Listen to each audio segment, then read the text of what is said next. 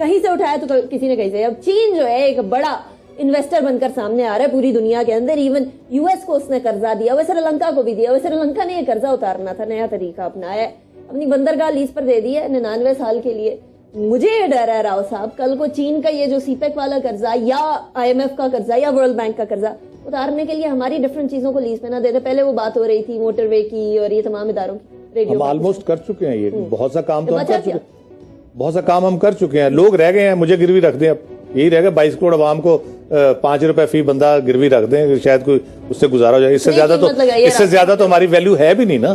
मैंने तो 5 रुपए लगा दी, वो तो जीरो समझते हैं जो हुक्मरान है हमारे। अगर हमारी को कदर होती, हमें स्ट्रेटेजिक एसेट समझा जाता है इस मुल्क का और हमारा ख्याल किया जाता, तो ये इस हालत को हम होते, जिस हालत को हम पहुंचे हुए। इतने वसाइल है इस मुल्क में, कौन कौन सी नेमत नहीं है यहाँ पे। आपके ह्यूमन रिसोर्स से लेके आपके एग्रीकल्चर, आपके दरिया, आपका मौसम, आपके फल, क्या नहीं है आपके पास, आपके बीचेस, आपके बंदरगाहें, कौन सी चीज आपके पास नहीं है। इतना पोटेंशियल होने के बावजूद अगर आप ख्वार हो रहे हैं, कभी इधर से उधार मांग रहे हैं, कभी उधर से उधार मांग रहे हैं, और फिर हम कहते हैं कि जी बड़ी बावकार कौम के तौर पे हम जीना चाहते हैं। तो इस तरह थोड़ा अगर हुक्मरान आपको इस नहज पे ले आएंगे तो क्या वकार और क्या ये कर्ज और ये आपको सब कुछ गिरवी रखना पड़ेगा at the end of the day, और आपको आखिर में आप नेशन ही बच जाती है गिरवी रखने के लिए, उनको भी आप रख दें।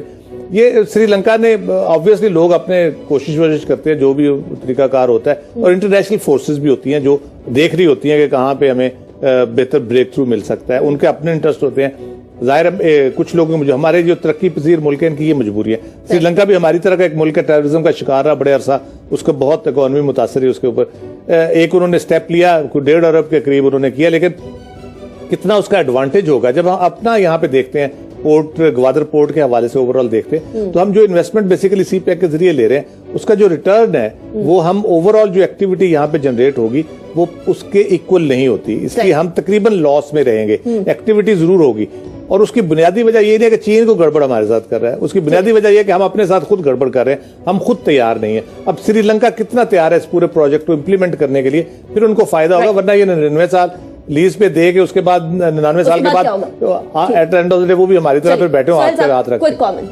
अनिका, जो श्रीलंका की बंदरगाह थी, तो चाइनीज ने लोन अदायगी में नाकामी के ऊपर उन्होंने टेक ओवर किया, 99 ईयर्स की लीज पर हासिल कर, लेकिन हमारा ग्वादर पोर्ट पहले ही चाइना के पास लीज पर उनके पास मौजूद है, वो उसको ऑपरेट करेंगे। लेकिन जो हम अपने कर्जे की बात करते हैं, जो पहले भी ये थ्योरी मार्केट के अंदर बड़ी प्रवेल कर रही थी कि पाकिस्तान अगर डिफॉल्ट कर गया तो क्या होगा, दुनिया भर के अंदर किस कर्ज हासिल करके मंसूबे चलाए जाते हैं, लेकिन अगर आप वो मंसूबे कमर्शियली वायबल ना हो तो अल्टीमेटली श्रीलंका वाला ही हाल होता है। सीपैक की ओवरऑल बात करें, जितने मंसूबों को मैं समझता हूँ, हमारे ओवरऑल हमारे 60-70% प्रोजेक्ट ऐसे हैं जो कमर्शियली वायबल हैं, वो उनके अंदर कैपेसिटी है कि वो इस कर्ज को वापस करने की पोजीशन में है। ताहम जिस तरह ऑरेंज लाइन मेट्रो ट्रेन है, कुछ मंसूबे ऐसे हैं जो कमर्शियली वायबल नहीं है, at the end of day वो हमारे लिए बर्डन बनेंगे, फिर हमें दूसरे मंसूबों से रकम निकाल के चीन को अदा करना पड़ेगी। अगर कोई भी कर्ज हो, अगर आप अदा नहीं कर पाते, आप डिफॉल्ट कर जाते हैं, तो फिर अल्टीमेटली जिसने आपको कर्ज दिया है वो उसको टेक ओवर करता है। ठीक है, और चाइना की स्ट्रैटेजी